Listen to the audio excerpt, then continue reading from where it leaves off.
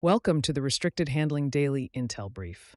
This is what's been going on in Iran and the Middle East in the past 24 hours. The United States, Israel, and Lebanon had announced a June 3rd plan meant to move the Israel-Lebanon fight toward a fuller ceasefire. On paper, it had structure. Hezbollah would stop attacks, its fighters would leave southern Lebanon, the Lebanese armed forces would move into pilot zones south of the Litani River. Lebanese President Joseph Aoun called it the last opportunity for a comprehensive ceasefire. Then, on June 4th, Hezbollah Secretary General Naim Qassem rejected the plan outright. His argument was simple. If Hezbollah stops firing and pulls back while Israeli forces stay in southern Lebanon, that is not a ceasefire from Hezbollah's perspective. That is surrender. That rejection matters because Lebanon is no longer just a Lebanon problem. It has become one of the central choke points in the wider U.S.-Iran negotiation.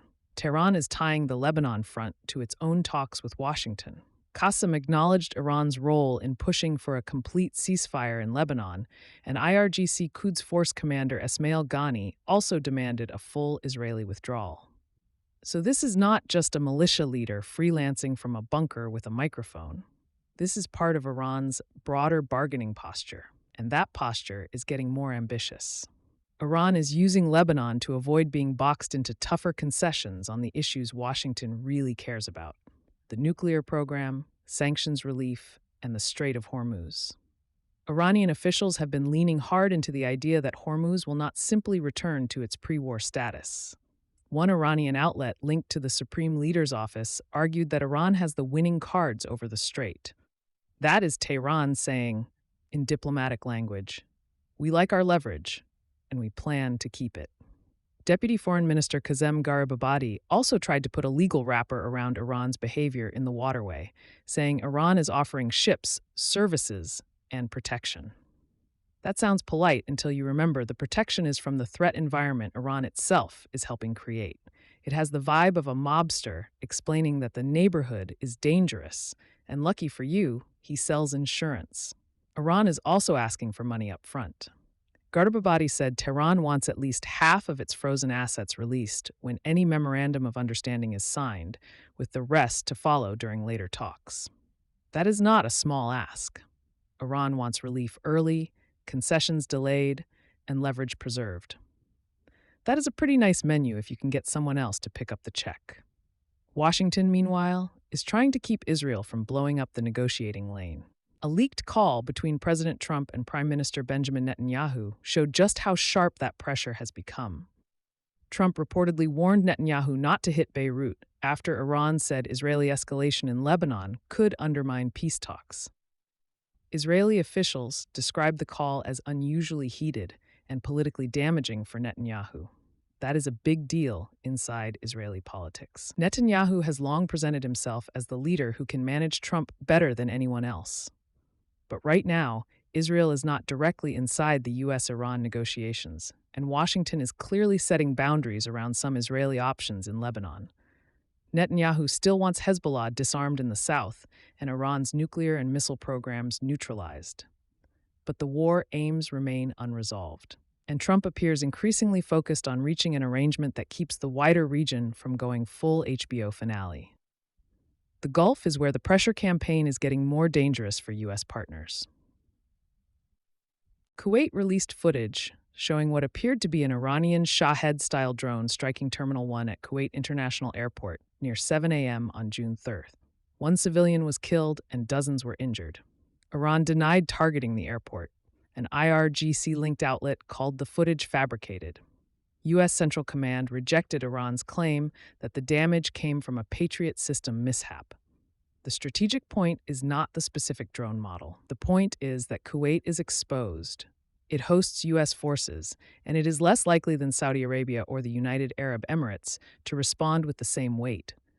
That makes it a tempting target for Tehran when it wants to punish Washington's regional network without picking the biggest possible fight. Kuwait expelled 2 Iranian diplomats after the strikes. But the broader question for Gulf capitals is sharper now. How much risk are they absorbing from a conflict they did not control?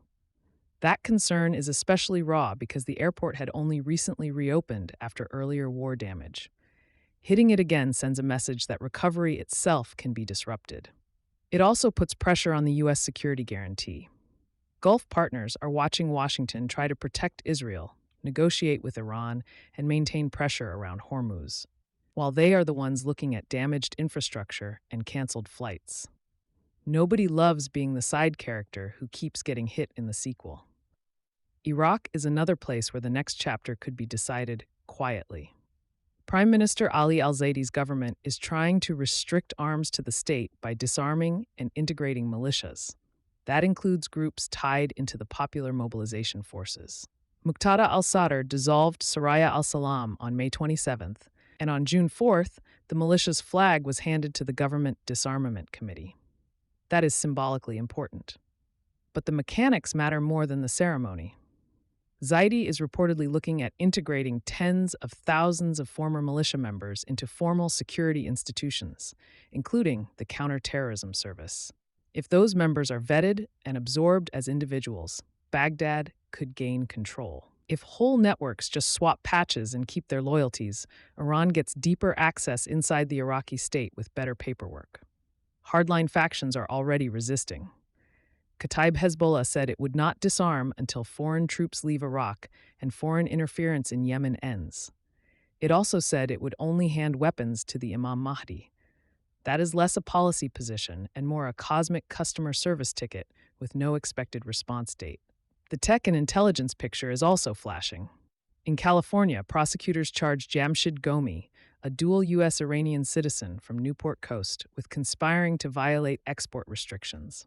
He allegedly spent years procuring restricted U.S. networking equipment, including routers, firewalls, switches, and modules from companies such as Cisco, Juniper, Extreme Networks, and Hewlett-Packard. Prosecutors say the equipment moved through intermediaries in the United Arab Emirates to Iranian customers, including the Atomic Energy Organization of Iran and defense-linked organizations. That is the quiet machinery of strategic competition. Not every national security problem starts with a missile launch. Sometimes it starts with procurement, shipping routes, shell companies, and a piece of network gear that should never reach a sanctioned program. Russia and China have made an art form out of chasing Western technology through gray channels. Iran is playing the same game. Microsoft is dealing with a different version of the technology problem. The company says it will tighten human rights controls after an inquiry into Israeli military use of Azure cloud services.